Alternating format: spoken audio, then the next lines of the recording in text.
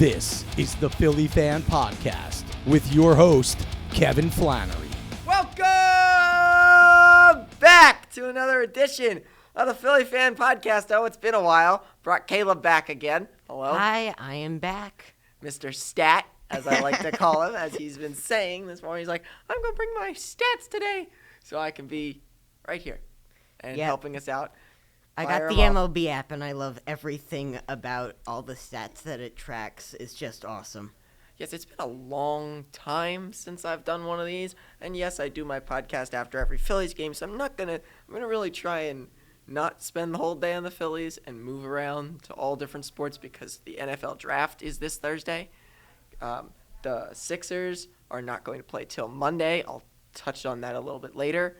And the first and foremost thing, because I'm really Philadelphia Phillies in this, lost 5-3 last night.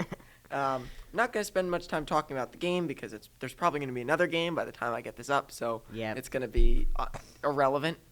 So just like general points. Can we stop grounding into double plays? Like every time you could see it. Runner on first base, 1 out. Inning over. Every time. It's a ground ball to shortstop. That's an ongoing thing. That needs to stop. The JT Realmuto ground ball to double plays needs to stop. The strikeouts by Trey Turner over and over and over and over He and over leads the again. Phillies in strikeouts. That's not good. I checked this morning. It's not somewhere where you want to be leading. You don't want to lead in strikeouts, let me tell you that.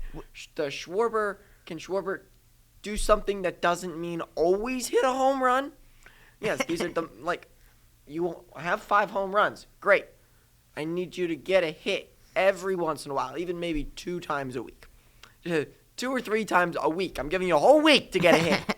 2 or 3 times a week. You can walk all you want, but batting 3, you cannot keep striking out and grounding out and popping out and all the other versions of an out.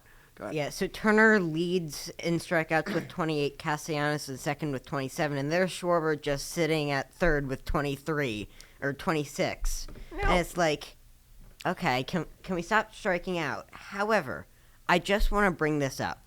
Pache.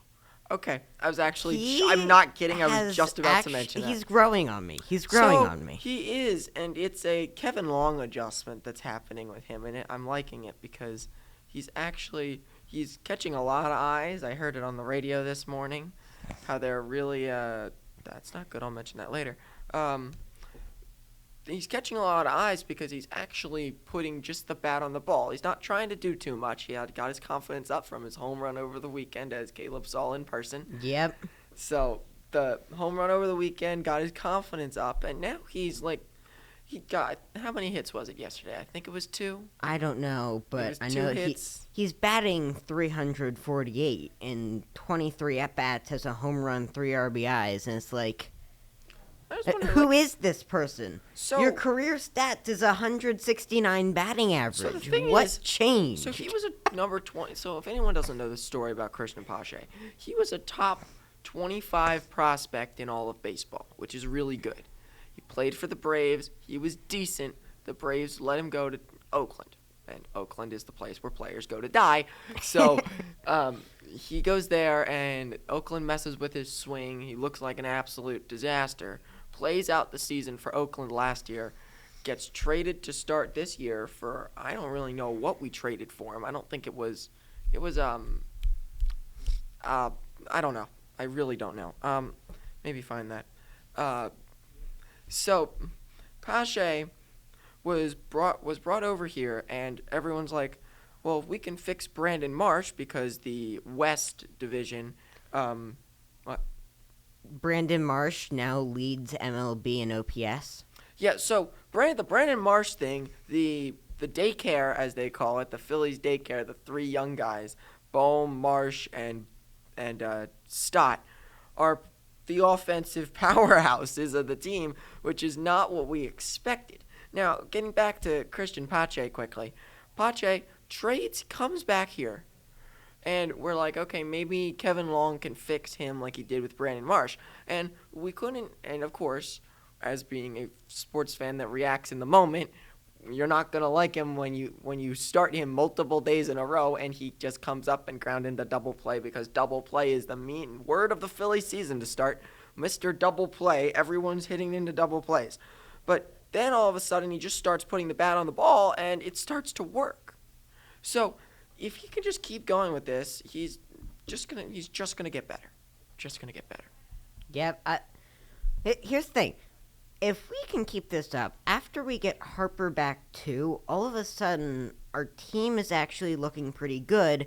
If you can be willing to get rid of Jake Cave and Cody Clemens and not play them anymore. Cave got a single last night to drive in a run in the 9th inning. It was a single back up the middle. Then Bryson Stott struck out swinging, but that doesn't matter. The Jake Cave single happened. I'm sitting there and I go, yeah! Cave actually did something that isn't sucking. So yeah. that was relieving. So that's any major points you want to hit on that I missed? I mean, if Phillies? we get Bryce Harper to play first eventually. That's another thing I wanted to hit on, yeah. We have a solid team, and it's getting better. We have Sosa, who performing well. Pache, who's now performing well. Also, on the Pache thing, Pache's a good defender. Yeah. Which, that helps a lot because you have the liability of Castellanos and Schwarber in the corner outfield spots. Marsh is great at defense, but Christian Pache made some great plays yesterday. He made, I think, one diving play, one running play to stop, but it could have stopped a double, but he was running so fast that he had to pull himself up, but still cutting the ball off. He's a good defender.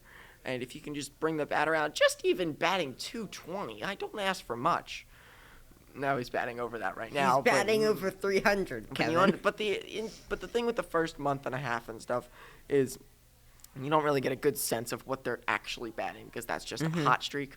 So, some of the players that have played every single at-bat, I don't know, what's the leader, who is the most, what's the most batting, at-bats that players have?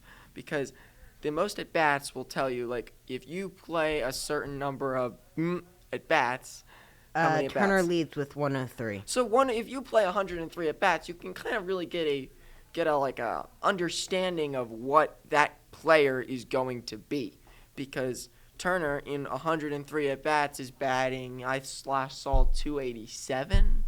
It went down 282. Okay, yeah, I saw it last night. Well, it makes sense. He struck out 3 times. But, this could all sound like an overreaction if you win today 11-0. Yeah. So, I want to quickly go off the Phillies and touch on some other topics here. I want to touch on the 76ers because there's not much positives in my mind right now, but people say keep positive. And one of the positives that happened last night, and this is going to be remembered, so even if I get this out today or tomorrow, whenever I get it out, Atlanta and Boston. Atlanta won, so the Sixers do not play the start of their second-round series against the winner of the Boston-Atlanta series until Monday. So Monday, the 76ers will play the Atlanta Hawks.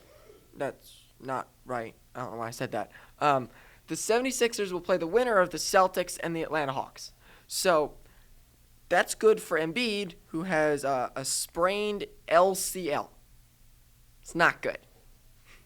Got it. Thank you with your questioning look.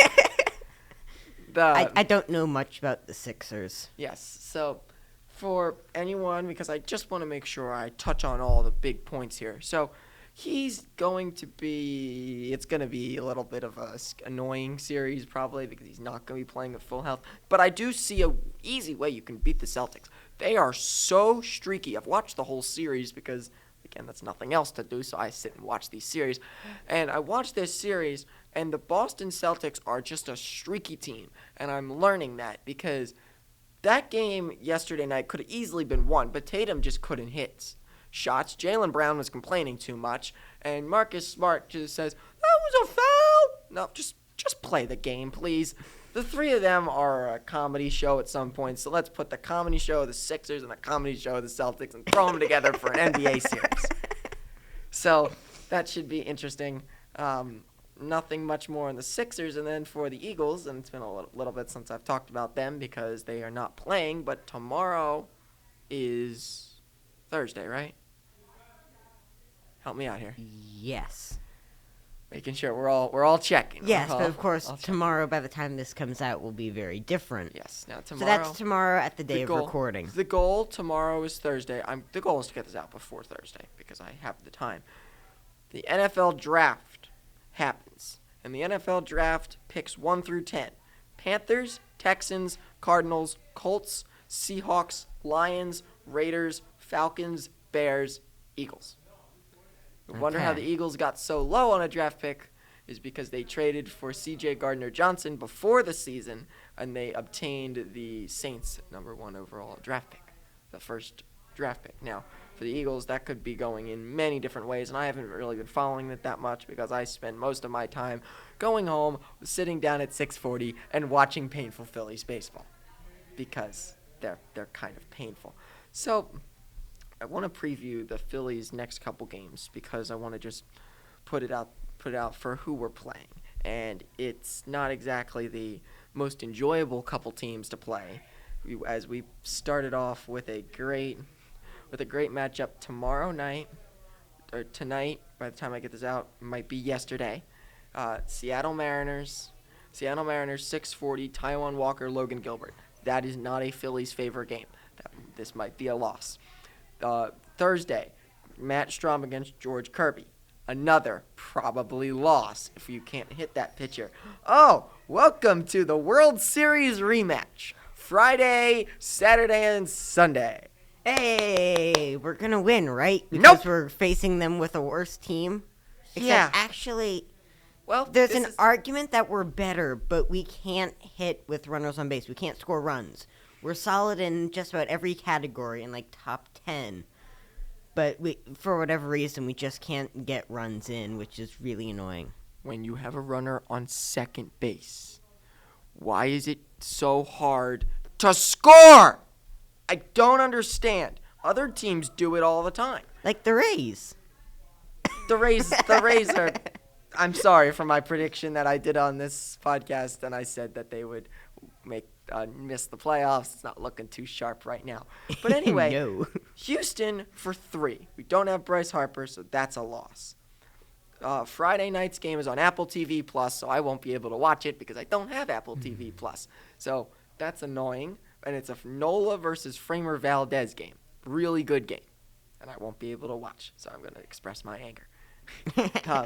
Then, that's 8:10. Then, Houston, it will be on the radio. So if you want to listen to the game on WIP, Scott Fransky's going to be your friend this week. Then, Houston, again, 5:10 against the Astros on Saturday.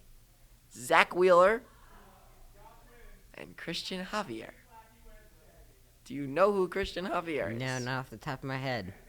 Well, I feel sorry for you because he pitched the no-hitter against us in the World Series. Oh. So this should be a fun weekend. Then, on Sunday, the Bailey Falter show. Over again. Sunday Night Baseball. Yay! Jose Urquidy, who's pretty good for the Astros. That's actually probably the most winnable game of all the 3. Oh, and Framer Valdez is the one that everyone claimed was using some kind of substance on his hand. He wasn't. He's just really, really, really, really, really good. So that's an issue. Then we go for the Dodgers for 3, which the Dodgers are not our playoff team. They're not playing like a playoff team. They almost lost last night to the Pittsburgh Pirates, and the Pittsburgh Pirates are really good. They ended up winning that game, and it was disappointing because I was rooting for the Pirates. But anyway, the road ahead is not easy. The road behind us was easy, and we messed it up. So let's hope that we don't mess this up, and we just do what we're supposed to do, and maybe win one game in every series coming up. That needs to be the objective. And maybe we'll win one of the series. And then, by the way, once we finish these 3 straight series, Seattle, Houston, and LA, the hope is Bryce Harper is returning that Friday. Please. And that Friday will be a Wheeler-Chris Sale matchup. Very good game. Probably sell-out stadium, so get ready for Bryce Harper return. I have one last question for you before we go. Yep. After we get Derek Hall back this season, I'm really Bryce Harper back what we're this do season. with Derek Hall. Okay. What given the information we have now, what is your ideal Phillies team? Ideal Phillies team, just go around the diamond. Yep. Schwarber in left, Marsh center, Castellanos in right, Bohm over, Sosa over at third, Stott at second, Turner at short, Bohm's at third, Derek Hall's at first, Harper's at the DH spot because it's been leaning closer to him just being the DH for a while. JT Realmuto's a catcher in the starting rotation of Aaron Nola, Zach Wheeler, Bailey Falter, Taijuan Walker, and Ranger Suarez. That's once the whole team gets healthy. A bench of Edmundo, Sosa, please not Jake Cave, please not Cody Clemens, hopefully Dalton Guthrie, who else? Pache. Christian Pache. Knowing them, they'll keep Cave around and Garrett Stubbs. Please. And in the bullpen, you would have Jose Alvarado, Gregory Soto, Craig Kimbrell, Matt Strom comes in from the rotation into the bullpen. Christopher Sanchez can be in there. Nick Nelson will be back when he's healthy. Andrew Bellatti's going to be healthy soon. Andrew Vasquez, he's actually really good, and I like him. Luis F. Ortiz might stay around. So that's going to do it here for your Phillies recap and for the Philly Fan Podcast today. I'm Kevin Flannery alongside Caleb, and it's been a fun podcast, and hopefully I'll be back a little bit sooner than when I was here before. This is Kevin Flannery and Caleb signing off.